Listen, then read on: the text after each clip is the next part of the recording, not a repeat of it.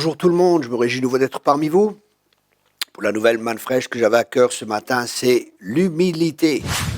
Notre but, c'est de ressembler à Jésus, et la Bible dit que Jésus était doux et humble de cœur. Malheureusement, des fois, on a une mauvaise compréhension de l'humilité. On pense qu'être pauvre, c'est être humble. On pense que avoir des vieux habits, jeûner beaucoup, c'est des signes d'humilité, tout cela.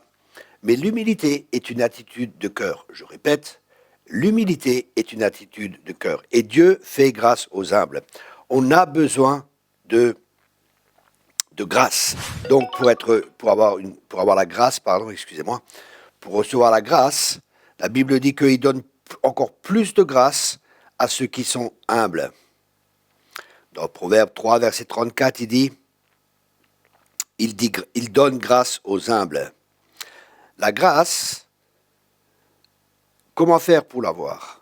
La grâce, il dit qu'il donne plus de grâce dans Jacques 4, verset 6, à ceux qui sont humbles. Il donne plus de grâce. Ça veut dire que la grâce, c'est la capacité de Dieu qui est à notre disposition et Dieu le donne à ceux qui sont humbles.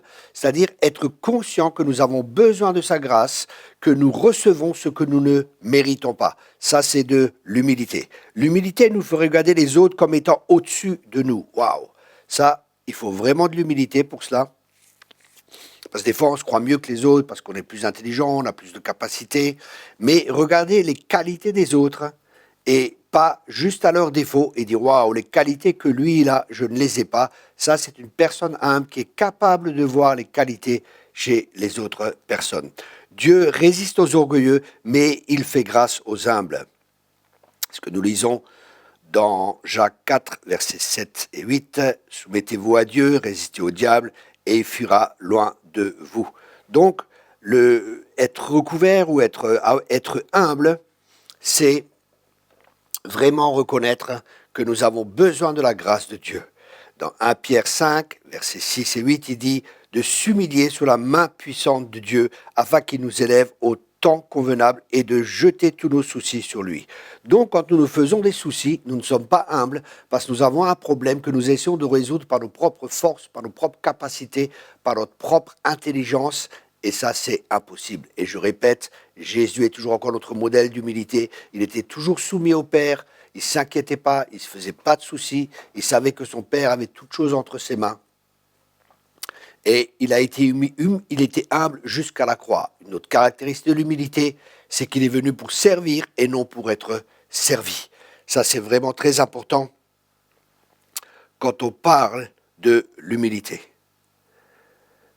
Alléluia. En même temps, il est dit que la grâce de Dieu, dans Tite 2, verset 11, il est dit que la grâce de Dieu a amené le salut pour toutes les personnes.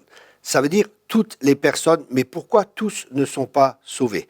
Parce que certains n'acceptent pas, justement, ils ne sont pas assez humbles pour accepter ce salut. Ils veulent faire quelque chose, ils croient qu'ils n'ont pas besoin de salut. Et c'est des gens qui sont orgueilleux, qui sont aveuglés par l'ennemi.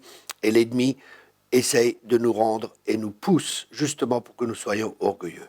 Maintenant, si vous croyez que vous êtes humble, je peux vous garantir que vous êtes orgueilleux parce que l'humilité, c'est recevoir ce que nous ne méritons pas. Une personne qui veut toujours mériter quelque chose, qui fait toujours pour mériter quelque chose, est une personne orgueilleuse.